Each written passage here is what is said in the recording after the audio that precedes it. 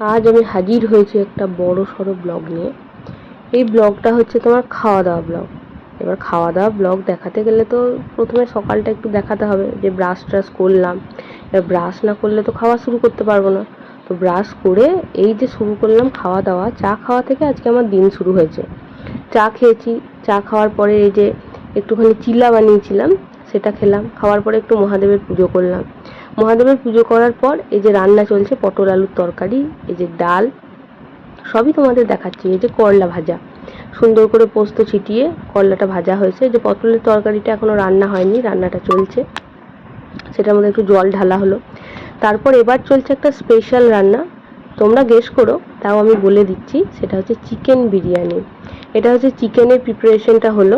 এবার কড়াইয়ের মধ্যে তেল দেওয়া হলো।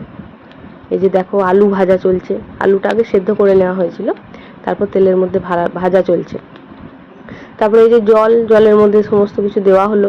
ভাতটা সেদ্ধ করতে হবে বিরিয়ানি করার জন্য। আর এই যে চিকেনটা ম্যারিনেট করতে দেওয়া আছে, চিকেনের মধ্যে সমস্ত মশলা দেওয়া হয়েছে। আর এই যে বেরেস্তা ভাজা হচ্ছে, তোমরা দেখো, একটু লোভ দাও, তোমাদেরও লোভ দেওয়ার জন্য আরও বেশি দিলাম। চিকেন মানেই তো লোভ, আর লোভ মানেই ভালোবাসা, ভালোবাসা মানেই খাবার। এই যে দেখো, তারপরে যে কড়াইয়ের মধ্যে দেওয়া হলো, এবার চিকেনটা রান্না করা হবে। এই চিকেন ঢেলে দেওয়া হচ্ছে। আমি বুঝতে পারছি তোমাদের জিভ দিয়ে জল বেরিয়ে যাচ্ছে, আমার তো বেরিয়ে যাচ্ছেই ভিডিওটা এডিট করতে করতে। তারপরে এই যে চিকেন সেদ্ধ হয়ে গেছে, তোমাদেরকে দেখালাম খুব কাছ থেকে। তারপরে এই যে কড়াইয়ের মধ্যে দেওয়া হচ্ছে, কড়াই নয় এটা হাঁড়ি, এটা হচ্ছে বিরিয়ানির দম দেওয়ার জন্য হাঁড়ি। তার মধ্যে একটু ঘি একটু দই দেওয়া হলো। তারপরে এই যে চিকেনটা ঢেলে দেওয়া হলো, তারপরে ভাতটা দেওয়া হলো, নিয়ে এবার চিকেনটা দেওয়া হচ্ছে। তার আগে চিকেনের গ্রেভি দেওয়া হয়েছিল। এটা হচ্ছে শুধু খাওয়া দাওয়া দিবস, খাদ্য দিবস দিনটার নামই দেওয়া যেতে পারে, কারণ সকাল থেকে রাত অবধি শুধু খেয়ে গেছি, আর কিচ্ছু করিনি। তারপরে এই যে বিরিয়ানির মধ্যে দেওয়া হচ্ছে কেওড়া জল, গোলাপ জল, আতর দুধের মধ্যে দিয়ে দেওয়া হচ্ছে। তো এই যে ছড়ি দেওয়া হচ্ছে, বেরেস্তা দেওয়া হয়ে গেল।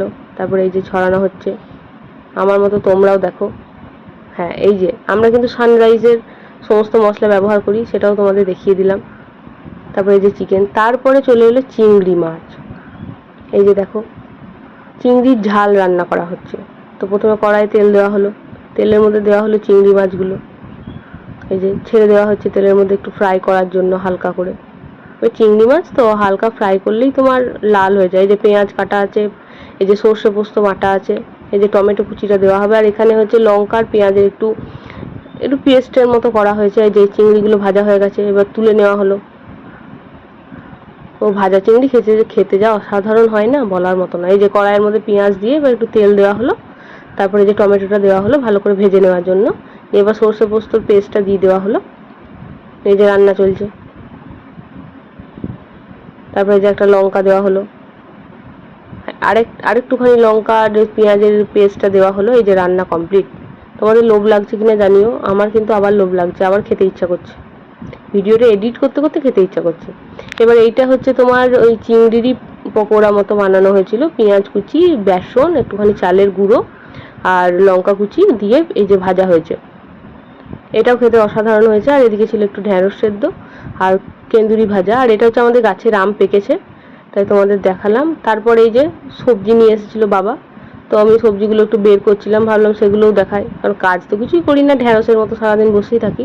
তো তার মধ্যে যদি কিছু কাজ করি তো তোমাদের একটু দেখাই, তোমরাও বলবে।